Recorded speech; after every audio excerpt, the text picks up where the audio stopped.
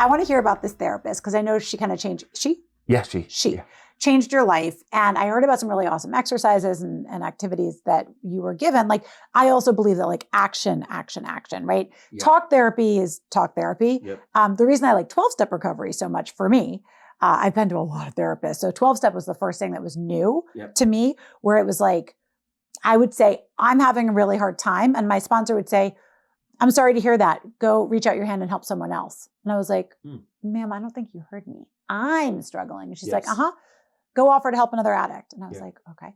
So tell me a little bit about your therapy. Yeah. So obviously the therapy started with crisis management. Basically, like we had to stop my ship from sinking. So a lot of internal work. I think the second phase of my therapy was like looking at this world around me, my relationships, both professionally and personally, what was working, what wasn't working. And there were some really hard conversations that had to be had. And there were some relationships that had to end and things like that. But then the final phase of my recovery, I came in one day and Denise said, I want to give the rest of this journey a motto.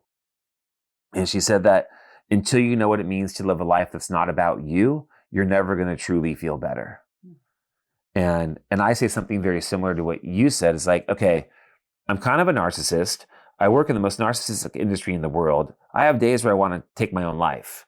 And you're telling me it's not about me, which is kind of narcissistic, right to say. Right. But I was like, what am I doing here? Why am I paying you? And she's like, okay, just trust me. And she started talking about this coming Saturday. It's like, what are you doing Saturday? I don't know. I'll probably just laying around. I don't know, doing whatever. She's like, no, you're actually going to go out and feed homeless people.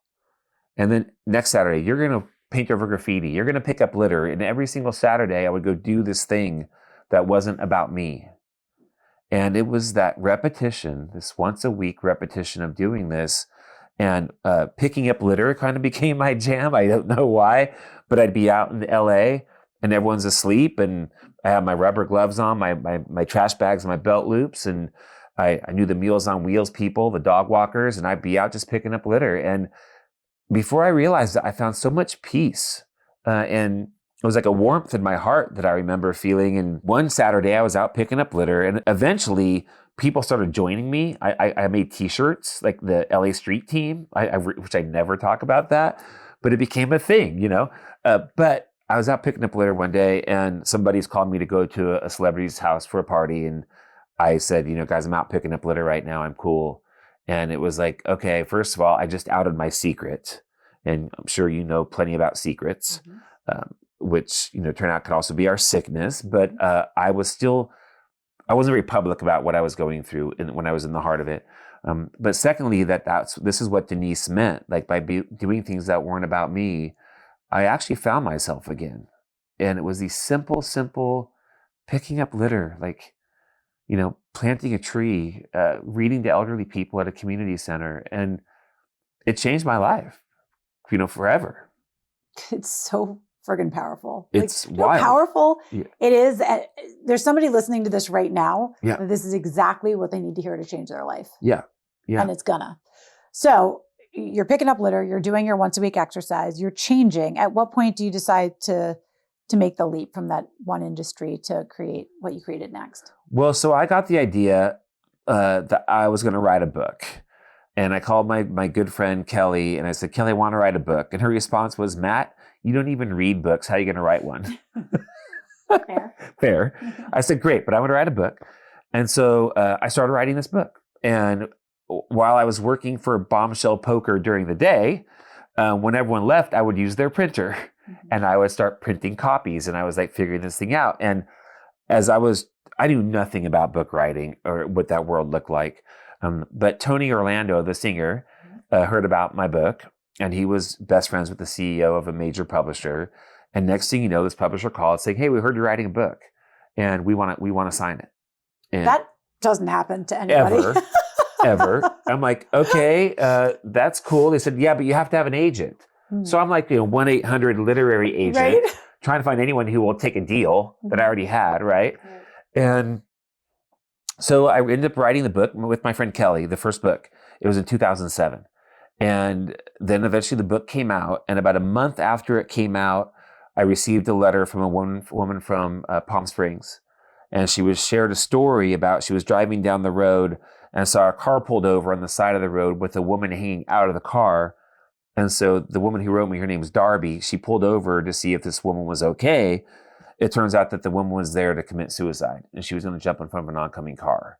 And her husband was next to her in the car, and he had severe Alzheimer's, and she had just hit her max. And so Darby sends me this email, and at the end of it said, if it weren't for your book, I would have never pulled my car over. Now, that scenario wasn't one of the ideas that I put in my book for someone to go do. But when I got that email, I was like, okay, there's something bigger to this thing than I thought. And that book was called Every Monday Matters, 52 Ways to Make a Difference. And at that moment, I walked away from the industry. And I'm like, I don't know what this is supposed to be, but I'm going to make it a household name. And I had a laptop, I had a book, and I had a MySpace page. MySpace. Yeah. So let's talk about the juggernaut that Every Monday Matters has become. I mean, what's the trajectory there? And like, take me through some of the stories. Yeah, I mean, today, 18 years later, I've written now 4 books and I have a 5th one on the way. Every Monday Matters today is a nonprofit organization. And our mission is to create a world where everyone knows how much and why they matter. We serve over 3 million students nationwide with a free school curriculum. We help companies with their corporate culture and engagement. And we just launched a program into senior living communities. That one really got me. I know. Because I think about people in senior living community. There's no sadder population. I know. And so many of them feel like they're just dumped there. What do you do with the seniors? They are dumped there, sadly, in a lot of ways. So I was asked to keynote the California Assisted Living Association conference. And they asked if I would go tour a few communities before I did my keynote, which, we do our research, right? And I said, of course. And I noticed the programming schedule on the wall that they post every day. And it was like, bingo, ball toss, balloon making, it must have been like Legos. I'm like, what the bleep is this?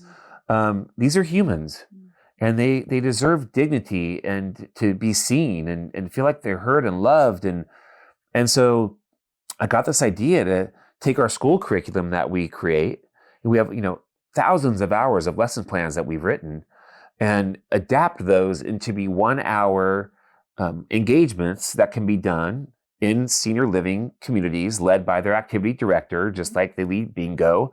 They could actually lead something over here that is very meaningful.